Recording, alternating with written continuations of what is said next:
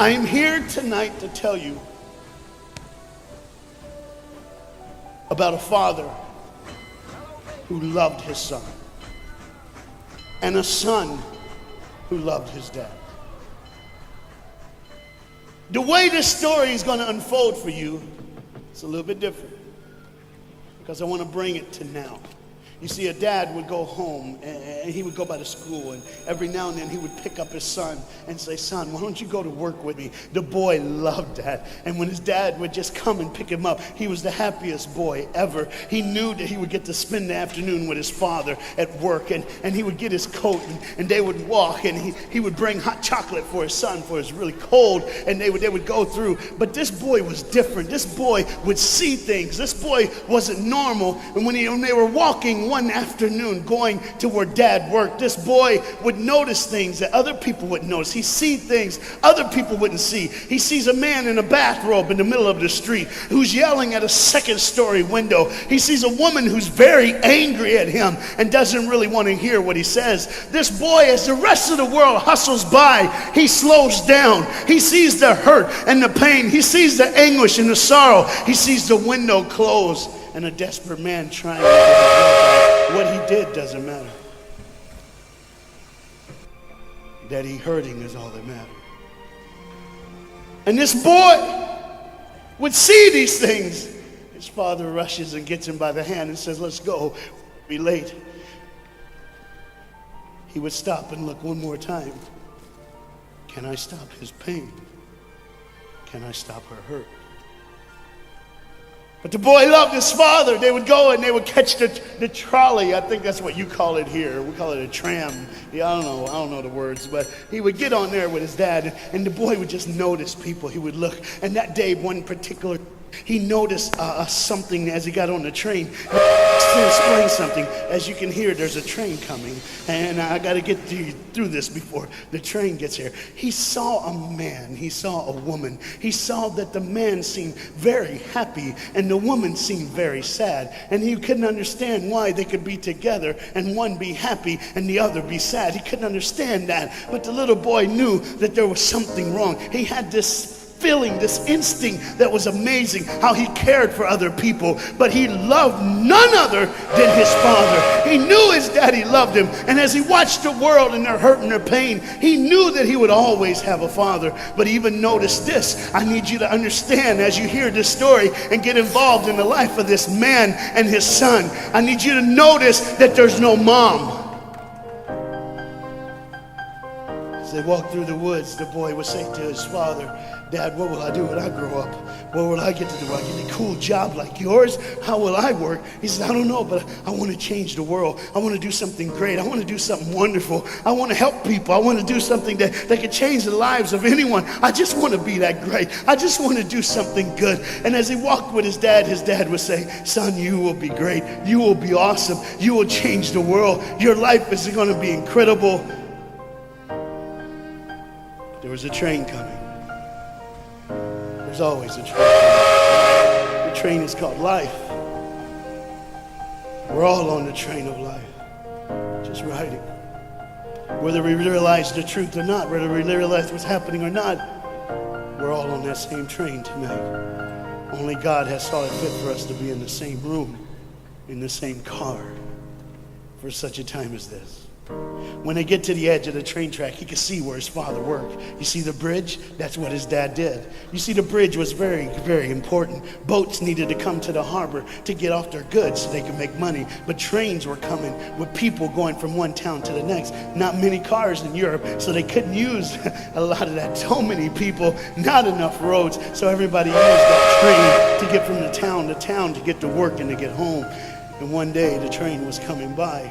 What you have to understand is that boy loved going to work with his dad. He would stay right by the river's edge, and he would do what he loved to do the most. Let me explain that. He loved to fish. Anybody like to fish here? All the guys go, The dad looks at his boy and he says, "Son, now remember the rules. You got to stay right here because I can see you from the window right here. Don't get out of the sight of this window because you got to stay there so I know you're safe. Catch you something good to eat." But as you can hear, the train's coming. The father's job was cool. I wasn't a preacher, I wouldn't mind doing that. Get to work. Get grease on you. Even if you didn't have to, you just squirt it on you like you feel like you did something. That's what I would do. There was a boat coming in the harbor. Timing is very essential. I'll go ahead and give you the key. The key is this. There's always a light. Everybody say light. Say it again. One more time.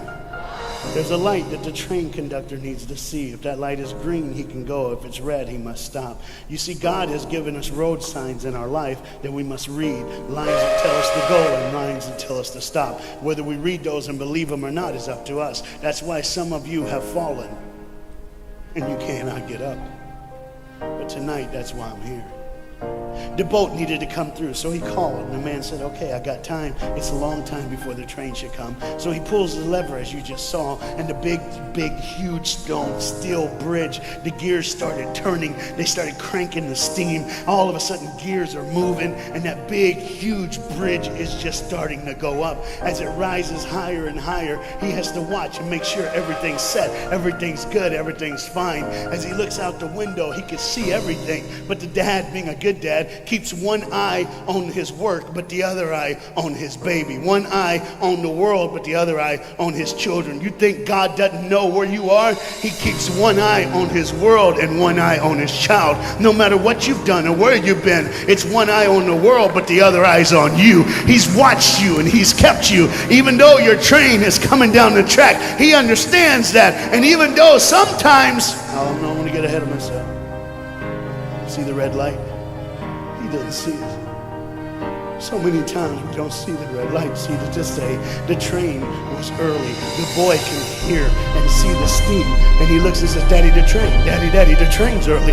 Daddy, you got a daddy. Hey, Daddy, Daddy, Daddy, Daddy, Daddy, the train. Daddy, the train's coming. But the dad was looking at the gears, making sure he had enough oil, making sure there was enough steam to get the bridge back down for the train. And the boy knew one thing. Now listen, the boy knew that his dad one time showed him where the trigger was. It was a red lever. If he pulls it, the train bridge would collapse down fast and the train would be able to come across. All the boy knew was there were people on that train. There were people that needed to be saved. There were people that had, some of them just with their friends having a good time, like everything's fine. They did not know that the bridge was up. They did not know what was coming. They're just living their life like you and me, just going down the road, just being our own thing, doing our own thing. And the dad all of a sudden hears the train coming. He looks and then he said, oh, my son. He looks out and his boy's gone. He's like, oh my God, where's my son? Where's my son? He got to figure out. He looks back just in time to see his son trying to save the day. All he had to do was pull that lever. He reaches in to pull it, and the boy pulls too far, and he falls in the hole. Now it's on the father, and God the Father, did you hear me? God the Father has to make a choice. It's his now. Do I save my son, or do I save the world? But they don't even know. They don't even know. The greatest decision of his life. He could blame it on them not seeing the red light. He could blame it doesn't matter anymore. Pull the lever, save the world. Leave it up, save your son. For God so loved the world that he gave his only son.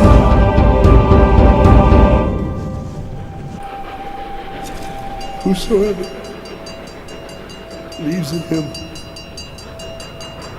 will not perish. 3, 2,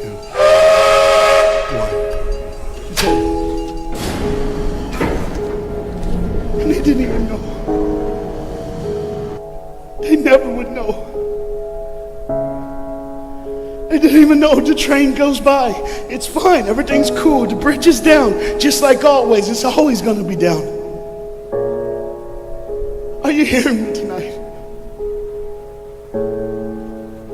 He gave his only son. For God so loved the world that he gave. And you know what's amazing? I wonder what God did right when his son died on that cross. When he breathed his last breath, when he took that breath and he breathed and it was over. Here's what the Father would have looked like.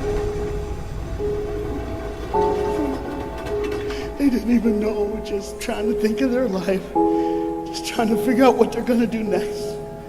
Just thinking about the person they're going to see, the people they're going to hang out with. Just trying to be just loving, caring. Doesn't matter if you're blind. Doesn't matter if you're putting on a little more makeup, trying to look pretty for somebody, or just wearing another mask. It doesn't matter. God gave his son for you. What will I do when I grow up? Where will I go when I grow up? What can I change? And there was a girl in the bathroom on the train, liquefying her heroin to shoot up one more time. He died for her. He died for her. But in one moment, are you listening? In one moment, as the Bible says, everybody gets a chance. In one moment, to see the look of the Father when he knows when you realize what he did for you, when you realize the sacrifice, when you realize he let his son die so that you can live, when you realize what he did, no matter what you're doing, no matter where you're at in this life, no matter what you're a part of, you gotta stop. You gotta stop. Even if it's for 1 second, and think, my God, he did it for me. He did it for me. And I pray to God you drop what you're doing. Drop what you're doing. With all the pain and the hurt and the sorrow in the world, he did it for you. That's why you're so quiet.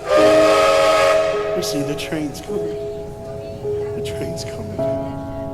Everybody has things. You have ways of I don't want to do that. I don't want to, but why do I keep doing it? Even Paul said, why do I do what my flesh tells me, and I do what I know is wrong, and I don't do what I know is right? You got to understand tonight, the fight is on, and we can win. We become more than conquerors through Jesus Christ. And I'm not preaching just for me. I'm preaching on behalf of you. But what you got to understand is there had to be a moment in those 3 days when Jesus died on a Friday and rose again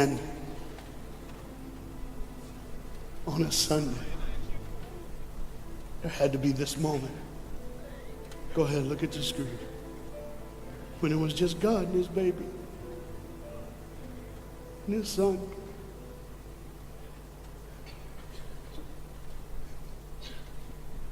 Every sin that's ever been committed in this earth is rolling through your mind right now.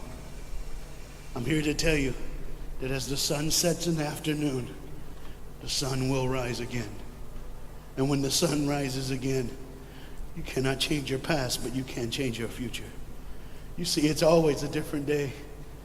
One day someone lives, the next day they die, the next day you wake up and you're still living. You're like, why am I going to live? Why does this have to be my turn? Why can't I? You can just preach. I could have stopped, but I need you to see the whole picture here. You see, because when God the Father gave his only son, when Jesus Christ breathed his last breath and he died, he did it in a way that you can never ever say, you don't know me, you don't understand me, God don't understand my pain, God don't understand my sorrow. You see, that's the very train that boy was on. That's the very train that he was on. And as this dad remembers, look real close. You see the pictures of the people? Bam, there they are. But there's somebody added in the picture, isn't it? Bam, there they are. Do you see who's added in it? In every face of every person, Jesus is in their life. Why? Because when you're the greatest sacrifice, you always end up in everyone's life, no matter where they are, who they are. He did it so that you can say he was there all the time,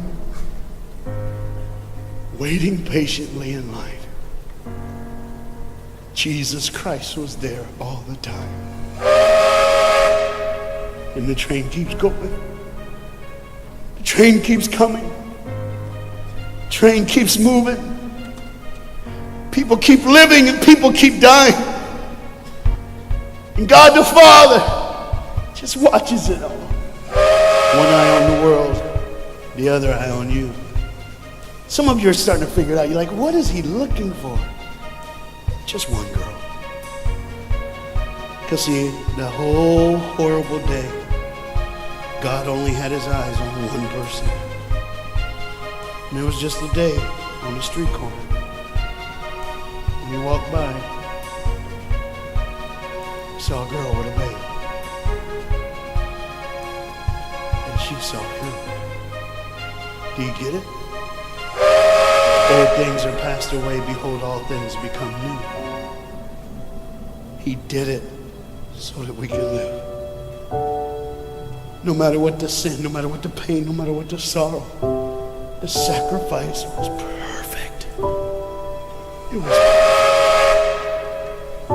And it was for you. And God the Father watches it all unfold. And all he can say